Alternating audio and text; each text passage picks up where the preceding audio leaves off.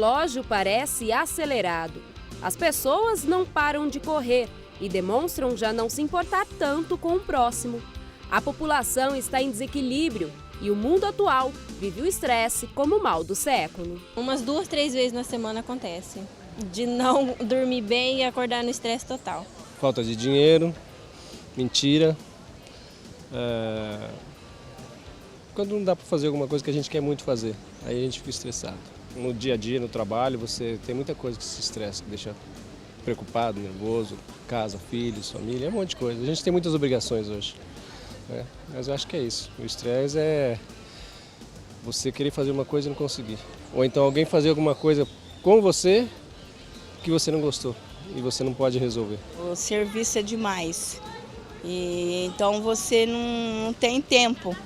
Então isso vai juntando, dá o estresse. Eu acho que marido, às vezes, entendeu? Quando pega muito no pé, essas coisas assim. Te deixa estressado? Me deixa estressada. Eu trabalho com muitos amigos que são extremamente estressados. Ano passado, agora, eu perdi um com 33 anos de tanto estresse. Ele deu um infarto no miocárdio. Foi 33 anos de idade. O estresse hoje, ele se vulgarizou um pouco porque todo mundo fala que está estressado. Na realidade, não é só o estresse, às vezes é um cansaço. Você trabalha excessivamente e só simplesmente está estafado. O estresse é uma situação onde a demanda, ou seja, os fatores estressores é maior que a capacidade que a pessoa tem de enfrentá-los. Isso pode ser devido a uma situação de medo, uma situação de muita ansiedade, uma situação de preocupação e uma situação onde as pessoas elas saem fora de um equilíbrio, de uma harmonia. Uma explicação para o estresse está no passado. Quando nossos ancestrais se deparavam com situações de perigo, como encontro com o animal, eles precisavam se defender, seja atacando ou fugindo. Para qualquer uma dessas reações, o corpo sofria uma série de ajustes, como o batimento cardíaco acelerado, o aumento na respiração e na pressão arterial e a produção em excesso de hormônios que dão energia. Hoje, vivendo na cidade, enfrentamos problemas diferentes dos da selva, mas que continuam preparando nosso corpo para lutar ou fugir quando nos sentimos ameaçados. Como, em geral, não partimos para a briga, é como se toda essa adrenalina liberada no sangue acumulasse. Em situações corriqueiras, as pessoas produzem um estresse que daria para, se nós reportarmos para os nossos antepassados, no tempo da caverna, daria para lutar contra um tigre, contra um leão. A mesma energia que é produzida numa situação corriqueira do dia a dia, as pessoas utilizavam os nossos ancestrais para lutar contra um tigre. O neurocirurgião Dr. Eduardo Silva é professor e palestrante sobre qualidade de vida e a epidemia do século XXI. Ele explica que muitas vezes o estresse é resultado de algo inesperado, indesejado, algo que é julgado incorreto ou desfavorável, ou até de situações traumáticas. Lidar com essas situações normalmente já é difícil. Se juntar isso com a sobrecarga de tarefas, alta competitividade entre as pessoas, excesso de informações, insegurança no mundo atual e até falta de dinheiro, o resultado é uma situação onde é preciso muito esforço de cada pessoa para buscar o equilíbrio ou colher as consequências. Imagina aqui, eu coloco fogo aqui, vai queimando, queimando. Se não apagar, queima, e a hora que acabar de queimar virou doença. Então eu tenho que apagar. Agora, se eu tiver um autocontrole, eu nem deixo pegar o fogo. Ou quando começar a pegar, eu já apago, eu não deixo queimar tudo. Eles dividiram, os cardiologistas da Universidade de Harvard, em 2 grupos. Tipo A e tipo B. Tipo A, a pessoa agressiva, a pessoa exigente, perfeccionista, é tudo para ontem, maior número de infartos, maior número de mortes. A pessoa tipo B, mais calma, mais pacata, mais tranquila, 20 a 30 vezes menos número de infartos do que a tipo A. entendo que poderia ser uma contribuição. Quando você está estressado, você normalmente não se percebe.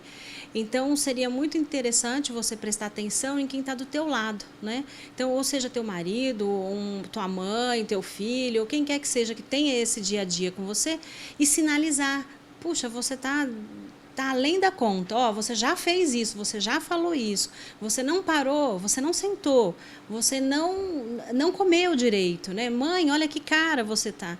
Então, acho que tudo isso pode nos ajudar a perceber e procurar ajuda, né? Juliana é um exemplo de como o estresse pode ser prejudicial. Oi, tudo bem? Primeira vez que eu senti uma alteração física, eu tinha uns 25 anos, estava na faculdade de jornalismo, e para me especializar, para saber que área que eu queria, eu fazia estágio, 5 da manhã na rádio, fazia jornal de manhã, assessoria de imprensa à tarde, fazia faculdade à noite. Depois de uns 6 meses nessa rotina, eu acordei assim, deu um branco. Assim, quem sou eu? Que horas são? Onde eu tô? Uma coisa muito, muito desesperadora. Ali foi o começo, assim, uma predisposição, que eu não cuidei o necessário para nunca mais ter esse tipo de reação, né? Me formei em jornalismo e o que eu escolhi para minha carreira foi trabalhar com artista. E aí eu fui para Bahia fazer o Carnaval de Salvador. Lá o período, morar na Bahia é calmo, né? Todo mundo acha que é. Mas na época do Carnaval de Salvador, não, é uma loucura. Então, é jornalista do Brasil inteiro vindo ali e eu acho que paulista tem um ritmo mais acelerado. Então, assim, só que se você tem uma atitude interna de estresse, você não consegue lidar com as coisas. Então, você fica estressado. Se a pessoa é rápida demais, se ela é lerda demais. Para o seu ritmo, o referencial é você, né? E aí eu me envolvi com sertanejos, que tem uma agenda muito louca, então Jorge Mateus, Gustavo Lima. Só para você ter uma ideia, Gustavo Lima, eu fiquei 1 ano com ele. Eu o acompanhava. Em 9 meses, a gente foi para 98 cidades. Então, assim, essa mesma situação que eu tive na faculdade de acordar e não saber onde eu estava, acontecia isso muito. Para encontrar novamente sua qualidade de vida, Juliana mudou um pouco o seu ritmo de trabalho e buscou na meditação a calma que precisava. Ellen também sentiu o peso do estresse. Como muitas mulheres, ela acumula várias funções.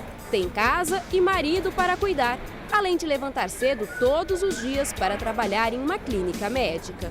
Os pacientes chegam com muitas dores aqui, eles querem tudo na hora, muitas vezes são casos cirúrgicos, a gente tem que intermediar entre paciente e convênios para poder autorizar exames, consultas, muitos vêm sem horários agendados, e aí a gente chega em casa, a gente tem nossos afazeres, cuidar do marido, cuidar de casa, e aí a gente descansa pouco para começar tudo novamente no outro dia. O estresse propriamente, ele não chega a ser uma doença, mas ele é um transtorno que faz com que os outros órgãos do indivíduo possam adoecer. Então ele tem sintoma físico e aí ele vai procurar um médico. Pode ser um princípio de infarto, pode ser alguma questão da pele, pode ser a falta de sono ou excessivo sono, algum distúrbio alimentar. Então tudo isso vai fazendo com que teu organismo não reaja bem e você vai ficar realmente propenso a esse estresse. Na minha opinião, eu não vou dizer 100%, mas quase 100% vem de uma situação de estresse, das dores e das doenças. As doenças, como nós sabemos, elas só aparecem quando há um desequilíbrio, uma desarmonia. E o fator estressante, ele diminui a nossa imunidade, a imunidade do ser humano. Então, aumentou o nível de adrenalina e cortisol, diminui as nossas resistências. E diminuindo as nossas resistências, nós estamos propícios para somatizarmos e pegarmos doenças. O estresse em excesso prejudica de forma geral a nossa vida, comprometendo mente, corpo, emoções e comportamento. A mente costuma ficar com raciocínio confuso, memória ruim e negativismo, um olhar pessimista para quase tudo. O corpo sente dores e desenvolve doenças, já que com o estresse a imunidade cai.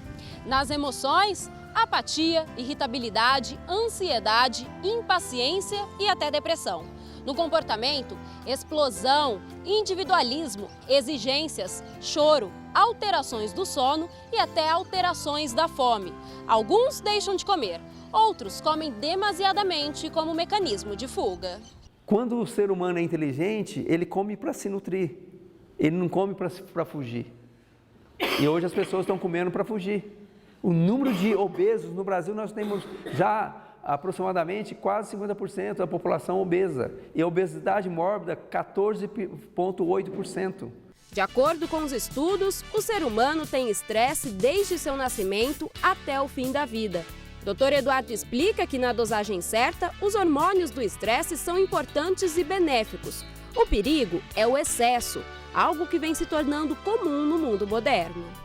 É importante o estresse como um medicamento, numa dosagem ideal, numa dosagem certa.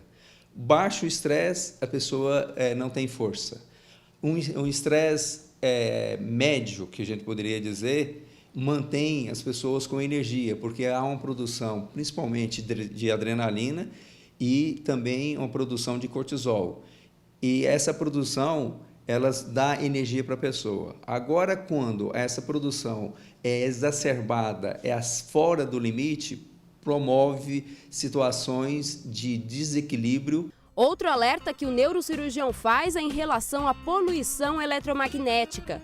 Televisão, computador, celular, ar-condicionado, carro, avião e até forno micro-ondas, sendo o último principal vilão, de acordo com o médico, liberam ondas eletromagnéticas que nos tiram energia e prejudicam muito a busca por harmonia e equilíbrio. Já a psicóloga Débora Dumbra Bonini ressalta que uma outra dica para esta busca é viver o hoje. Nós temos uma cultura muito futurista, né? Nós pensamos sempre no amanhã. Pensar no amanhã não necessariamente precisa ser um problema desde que você deixe de viver o presente. Então, pensar no amanhã, puxa, amanhã eu vou fazer uma viagem. Puxa, que bacana, você vai viajar, mas você não pode desenvolver uma ansiedade em função disso e não viver o teu presente pensando sempre na viagem que você vai fazer. Porque deixar de viver para projetar é um desgaste de energia que não vai te levar a lugar nenhum. Então, realmente seria muito importante que nós pudéssemos viver cada momento como se fosse único, né? Que a gente pudesse valorizar a nossa vida, nossas crenças, nossas conquistas como se fossem só, unicamente nossa e naquele momento. O futuro a Deus pertence. E para aqueles que se sentem perdendo o equilíbrio, os antídotos, de acordo com os especialistas, é o lazer e a sempre recomendada atividade física, que produz substâncias que tranquilizam o cérebro, provocam analgesia em todo o corpo, prazer e outros benefícios. Serotonina é hormônio do crescimento, fator de crescimento neural, que são as neurotrofinas.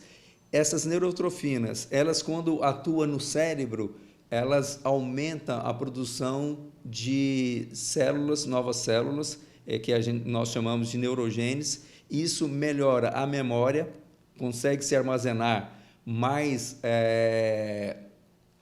pensamentos, mais ideias, e a pessoa fica até mais inteligente só pela atividade física. Além disso, diminui a dosagem de colesterol, aumenta a elasticidade das artérias e faz uma prevenção para infarto e acidente vascular cerebral.